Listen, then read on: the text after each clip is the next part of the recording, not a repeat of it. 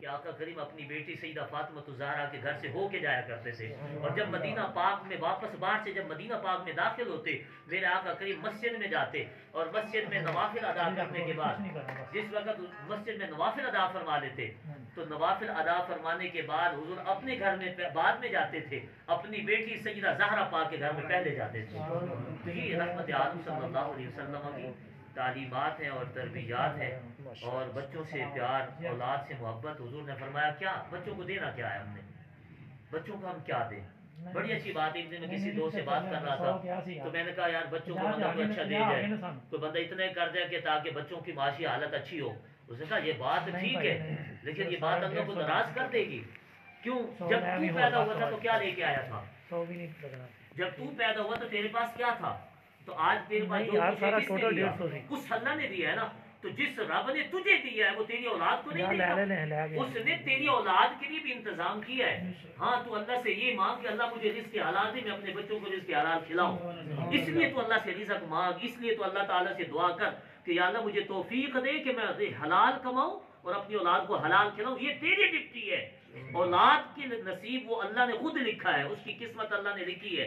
تو اپنے بچوں کو حلال کھلا دے، یہ تیری ذمہ داری ہے۔ اور حضور رحمت عالم صلی اللہ علیہ وسلم نے یہ فرمایا کہ تم اپنے بچوں کو، اپنی اولاد کو اپنے نبی کی محبت سکھاؤ، اپنی اولاد کو اپنے نبی کے، ہاں یہ ضرور فرمایا حضور نے، اپنی اولاد کو اپنے نبی کا پیار سکھاؤ۔ اور پھر حضور نے فرمایا اپنے نبی کی جو آل ہے نا، سید زادے جو ہے، حضور نے فرمایا ان کا بھی پیار اپنی اولاد کو سکھا کے جاؤ۔ اور تیسرے نمبر پر حضور نے فرمایا جو تم اپنی اولاد کو دے کے جاؤ وہ قرآن سکھا کے جاؤ اپنی اولاد کو، اپنی اولاد کو قرآن۔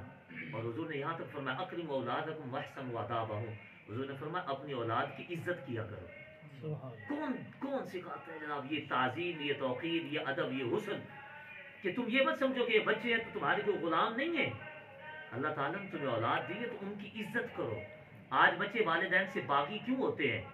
بچے اپنے ماں باپ سے کیوں بھاگتے ہیں؟ سب سے پہلی بات عزت نفس نہیں ہوتی۔ بچوں کو عزت نہ دینے کی وجہ سے بچے اپنے ماں باپ سے متنفر ہو جاتے ہیں۔ تو حضور نے یہ فرمایا کہ آداب بعد میں سکھانے ہیں، تربیت بعد میں ہونی ہے۔ حضور نے فرمایا پہلے اپنے بچوں کو عزت پے کرو۔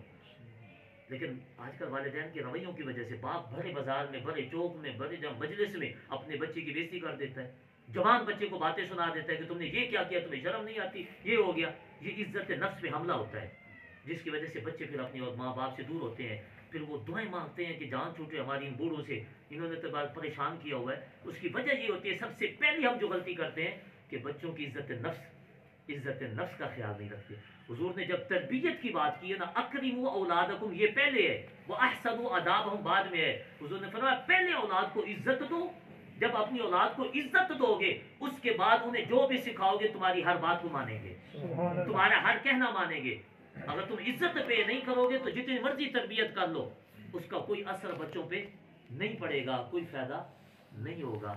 یہ بچے تو اللہ تعالیٰ کی نعمت، اللہ تعالیٰ کی طرف سے تحفہ ہوتے ہیں، آنکھوں کے ٹھنڈک ہوتے ہیں۔ جناب مریم کو اللہ نے اولاد دی نا، جناب مریم کو جناب عیسیٰ علیہ السلام پیدا ہوئے تو اب بڑی پریشان بھی تھی۔ اللہ کریم نے فرمایا مریم تو پریشان نہ ہو، بس تو عیسیٰ کو دیکھتی جا، تیری آنکھوں کی ٹھنڈک میں بنا دوں گا اس کو۔ یہ تیرا بچہ، یہ تیرا بیٹا تیری آنکھوں کی ٹھنڈک ہے، جگر کا ٹکڑا تیرا۔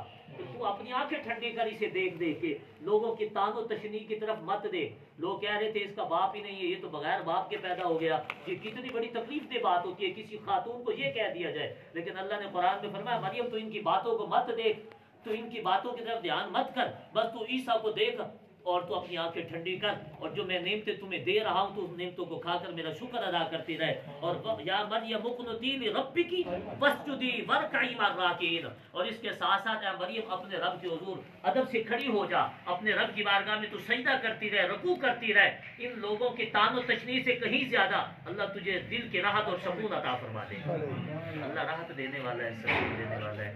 اللہ سب کے بچوں کو سلامت رکھے، سب کے بچوں کے اللہ نصیب اور مقدر اچھے فرمائے، اور اللہ تعالیٰ خرم بھائی کو بچوں کی خوشیاں دیکھنا نصیب فرمائے۔ جن جن کو بھی اللہ نے بچے دیے، اولاد دی، اللہ ان کی اولاد کو ان کے لیے مبارک فرمائے اور ان کی اولاد کو راحت کا سبب بنائے، اور حقیقی معنوں میں اپنے والدین کی فرما برداری خدمت کرنے والا اللہ تعالیٰ بنائے، اور ان کے نصیب اللہ تعالیٰ اچھے فرمائے، اور سب کے بچوں کو اللہ صحت دے۔ محمود بھائی کو ماشاء اللہ اللہ تعالیٰ نے بیٹے سے نوازا، اللہ اسے بھی صحت دے، تندرستی عطا فرمائے، اللہ تعالیٰ لمبی زندگی دے ماشاءاللہ ہمارے بھائی کے بیٹے کو اللہ تعالیٰ اور سب کی اولادوں کو اللہ سلام خیر ہی خیر ہو جانی انشاءاللہ. اعوذ باللہ من الشیطان الرجیم بسم اللہ الرحمن الرحیم قل يا أيها الكافرون لا أعبد ما تعبدون ولا أنتم عابدون ما أعبد ولا أنا عابد ما عبدتم ولا أنتم عابدون ما أعبد لكم دينكم ولي دين. بسم الله الرحمن الرحيم قل هو الله أحد الله الصمد لم يلد ولم يولد ولم يكن له كفوا أحد. بسم الله الرحمن الرحيم قل هو الله أحد الله الصمد لم يلد ولم يولد ولم يكن له كفوا أحد. بسم الله الرحمن الرحيم قل هو الله أحد الله الصمد لم يلد ولم يولد ولم يكن له كفوا أحد. بسم الله الرحمن الرحيم قل أعوذ برب الفلق من شر ما خلق ومن شر غاسق إذا وقب ومن شر النفاثات في العقد ومن شر حاسد إذا حسد. بسم الله الرحمن الرحيم قل أعوذ برب الناس ملك الناس إله الناس من شر الوسواس الخناس الذي يوسوس في صدور الناس من الجنة والناس.